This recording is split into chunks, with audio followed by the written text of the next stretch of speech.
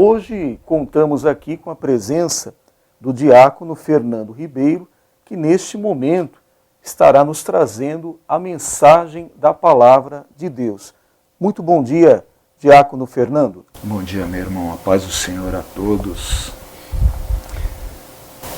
Bom, vamos trazer a palavra aí, segundo o Salmo 119, versículo 105. É bem conhecido aqui na nossa igreja e eu acho importante, principalmente para os jovens, aí a gente relembrar o quão importante é a gente consultar a Bíblia, a gente conhecer a Bíblia Sagrada. Diz em Salmo 119, versículo 105, lâmpada para os meus pés é a tua palavra e luz para o meu caminho. Como título para essa palavra, tenho presente e futuro em nossas mãos. A Bíblia Sagrada eu costumo dizer que é um manual de vida. Assim como todo fabricante, quando produz algum equipamento um pouco mais, digamos assim, complexo, normalmente ele manda junto com esse produto um manual de proprietário, um manual para que possamos consultar e poder fazer um bom uso desse equipamento, desse produto. E não diferente, Deus também, com a criação do homem, ele também fez um manual. E esse manual, graças a ele mesmo, nós temos uma grande facilidade aqui no nosso país de ter uma Bíblia comum na casa de todos aqui no Brasil, a gente ter uma Bíblia dentro de casa. Normalmente fica aberta numa estante como uma decoração, o que não deveria ser, né? Afinal de contas, a gente precisa desse manual para a gente poder viver. Mas ainda falando sobre o manual do proprietário, quando compramos algum equipamento, o próprio fabricante ele diz, olha, no seu manual, se você seguir em tudo que tiver mandando, tudo que tiver quanto ao manuseio, se a gente seguir em tudo nisso, se ocorrer algum defeito, algum dano nesse equipamento, a gente pode recorrer a ele, que ele vai consertar esse produto, mesmo se ele não conseguir, ele até emite um novo. Isso se nós realmente seguirmos o que manda esse manual.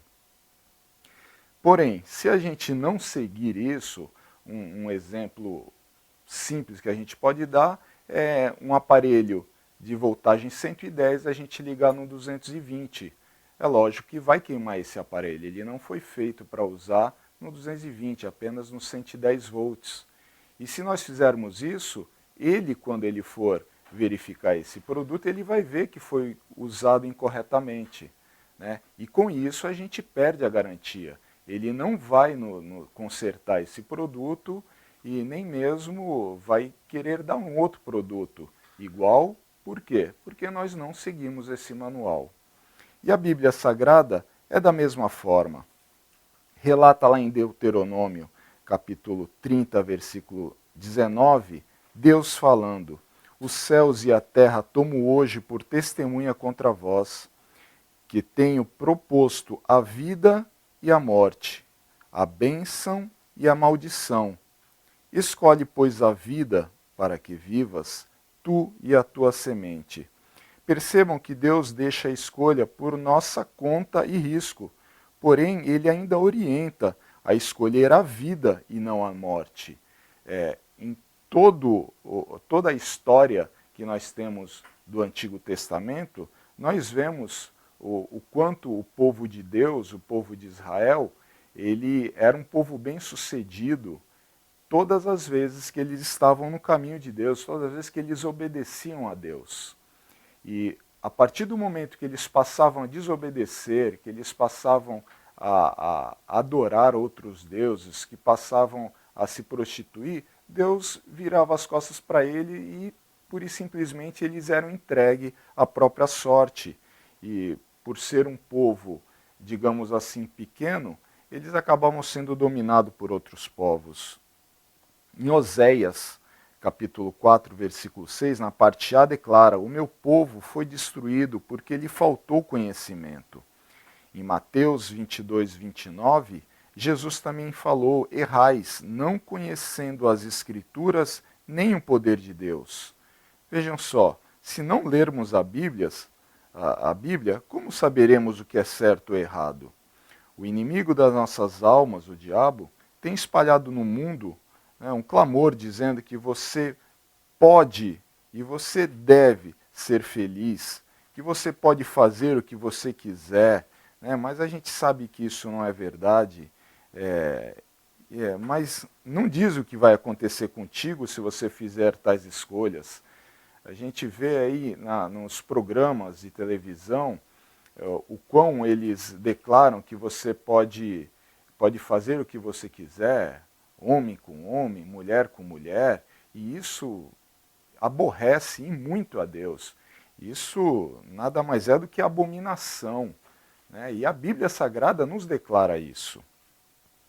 Temos também vários outros relatos, né, que Deus tem um compromisso daquele que tem compromisso com Ele.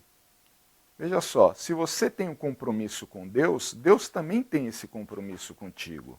Ele guarda a palavra dele, ele jamais voltou atrás, né? Em Jeremias capítulo 1, versículo 2, diz: eu velo pela minha palavra para cumprir. As promessas de Deus estão relatadas relatado na Bíblia Sagrada, e essas palavras são alimento para a nossa alma. Nós precisamos cotidianamente, todos os dias, nós precisamos nos alimentar dela. Imagina você ficar um dia sem se alimentar, um dia sem comer, um dia sem beber, o corpo vai ficando fraco.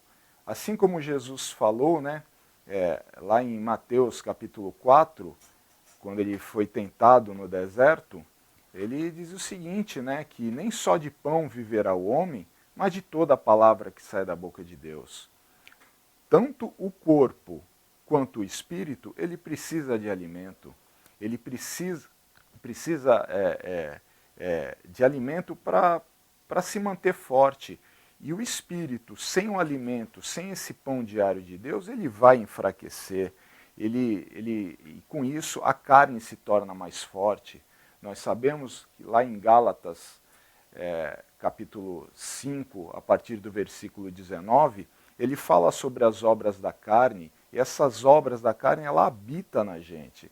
E se você não estiver com um espírito forte, com um espírito bem alimentado quanto à palavra de Deus, é lógico que a carne, estando mais forte, ela vai sobrepor o espírito, né? Então, por isso a importância da gente, não só, lógico, é muito importante a gente cuidar da carne, cuidar do nosso corpo, né? Com alimentação saudável, com exercícios físicos, mas também nós precisamos alimentar o nosso espírito. Com o quê? Com a palavra do Senhor, a palavra de Deus. A Bíblia, ela vem aqui justamente para isso, para nos fortalecer, né?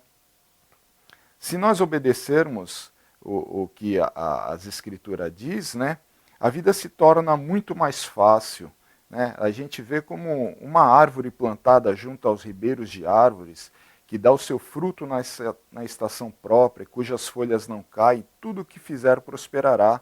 Isso está lá no Salmo, capítulo 1, versículo 3, que é justamente, eu tomo ela como um texto base para a minha vida, né? Ele já começa assim, no Salmo 1, ele diz: bem-aventurado o homem que não anda segundo o conselho dos ímpios, não se detém no caminho dos pecadores, nem se assenta na roda dos escarnecedores. Antes tem o seu prazer na lei do Senhor, e na sua lei medita de dia e de noite, pois será como árvore plantada junto a ribeiro de águas, a qual dá seu fruto na estação própria, e cujas folhas não caem, e tudo quanto fizer prosperará. Veja só, há até mesmo em igrejas evangélicas, né, aquela teoria da prosperidade. A prosperidade também há na palavra de Deus. É lógico que Deus não quer ver seus filhos passando necessidade. Só que a prosperidade não é aquilo que você tem para mais, em abundância, de forma que você jogue fora. A prosperidade, ao meu ver, é nada mais do que você ter o suficiente para você viver. E Deus, ele nos dá. A gente estando baseado na palavra dele, ele não deixa nada nos faltar, né? Em Mateus 6,33, ele fala, né, buscar em primeiro lugar o reino de Deus e a sua justiça, e todas as demais coisas os serão acrescentadas. E nós vemos que Deus, ele cuida dos seus, ele não deixa que nada nos falte.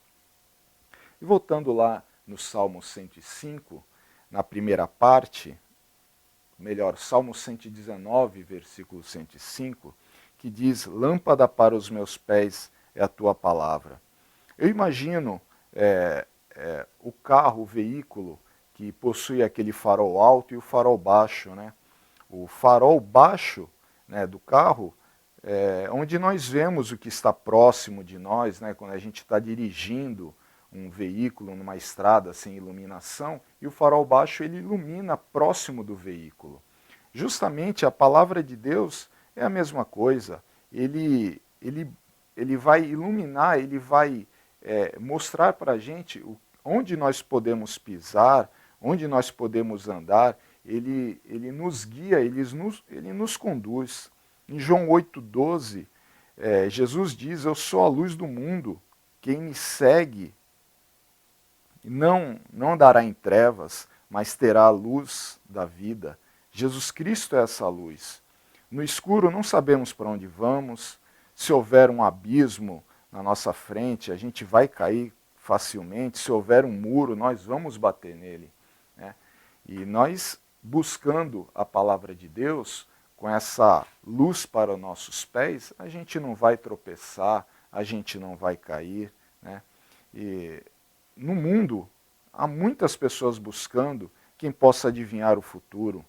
E muitas vezes gastam o que pode e o que não pode, e submetem-se a situações deploráveis que Deus abomina, buscando cartomantes, adivinhos, horóscopos, oráculos, feiticeiras, entre outros, né?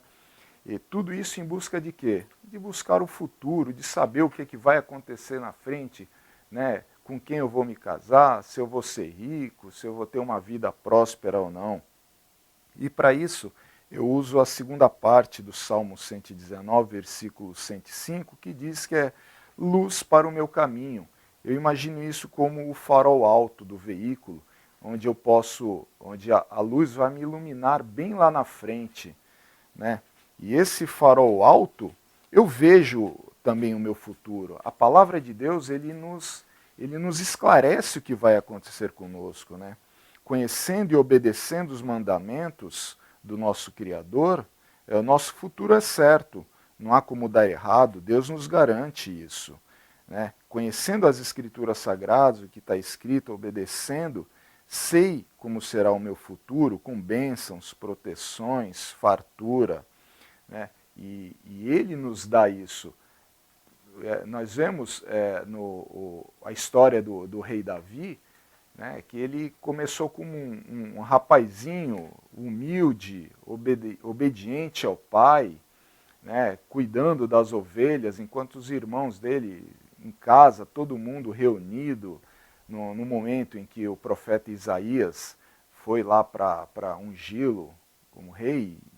E Isaías procurou, né, quem Deus estava, a quem Deus iria ungir rei, e Jessé passou todos os filhos, no entanto, Davi não estava. Podemos até ver, poxa, uma coisa que Davi era o único que estava trabalhando, o restante estava todo mundo em casa, lá descansando, comendo, né? E Davi, na sua humildade, mesmo sendo mais novo, ele obedecendo a Deus e não murmurava por isso. Ele, obediente, temente a Deus, nós sabemos no decorrer da história o quanto ele tinha essa intimidade, né? Ele conhecia ao nosso Deus e ele sabia que em tudo Deus provia, né?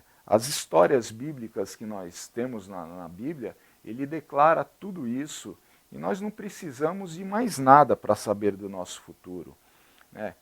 Conhecendo até mesmo a Bíblia, nós sabemos também qual o futuro daqueles que não recebem a Jesus Cristo como único e suficiente Salvador.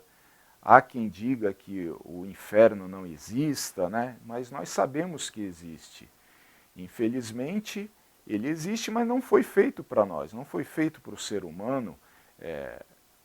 O inferno ele foi feito para Satanás e os seus anjos, né? E com isso Satanás, com inveja, com irado, e como ele não pode, não tem como ele atingir a Deus, ele procura atingir a criação, a coroa da criação de Deus, que é o ser humano.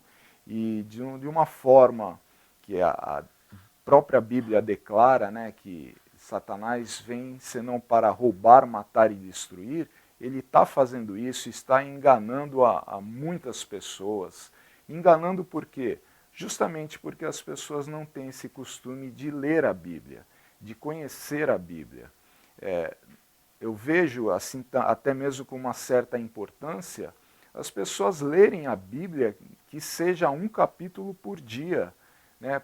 E no decorrer de algum tempo, com certeza a pessoa vai conseguir ler essa Bíblia toda, como conhecimento, buscando a Deus, indo na igreja através dos pastores, né, dos teólogos, que podem interpretar, podem explicar boa parte da Bíblia, que nós sabemos também que tem bastante coisa complicada, mas se a gente não buscar, se a gente não procurar, né, Deus ele já entregou, o manual está nas nossas mãos, cabe a gente conhecer esse manual, buscar dele o entendimento, pois a palavra também nos diz que aquele que busca entendimento, busca sabedoria, Deus dá, né? Nós precisamos buscar, precisamos ter esse entendimento, né? Esse conhecimento da Bíblia. E são raros, né, os lares, como eu já disse, que não possuem a Bíblia, dado por Deus. Em Oséias 6, versículo 3, diz a palavra do Senhor: conheçamos e prossigamos em conhecer ao Senhor. Nós precisamos conhecer, sim. Eu já conheço? Sim, já conheço um pouco do Senhor, só que nós precisamos prosseguir em conhecer. E como é esse prosseguir em conhecer? Muitas vezes a gente se deixa levar pelas coisas do mundo e a gente tende a querer conhecer e entender mais as coisas do mundo e a gente esquece as coisas do céu, as coisas que basicamente é para a nossa eternidade. E nós precisamos conhecer e prosseguir em conhecer o nosso futuro. Afinal de contas, quem vive muito tempo aqui nesse mundo, raramente passa dos 100 anos, é muito raro as pessoas que passam dos 100 anos. No entanto, nós temos que ter esse entendimento e saber que a eternidade é muito além disso, e todos nós vamos viver em espírito, e até mesmo depois um corpo ressuscitado, né? Seja no céu ou seja na Geena, que vai ser a segunda morte, vai ser para toda a eternidade, né? E depois não adianta dizer, poxa, mas eu não sabia. Tá? Televisões, rádios, tantas pessoas falando de Deus, né? Apresentando a Bíblia Sagrada, e muitas vezes a pessoa, eu não preciso disso, eu já tenho a minha religião, né? Mas busquemos, procuramos conhecer a Deus, buscar o nosso Salvador, e lâmpada para os meus pés é a tua palavra, e luz para o meu caminho. Nesse mundo de trevas que vivemos, Jesus Cristo é essa luz e é esse caminho. Amém?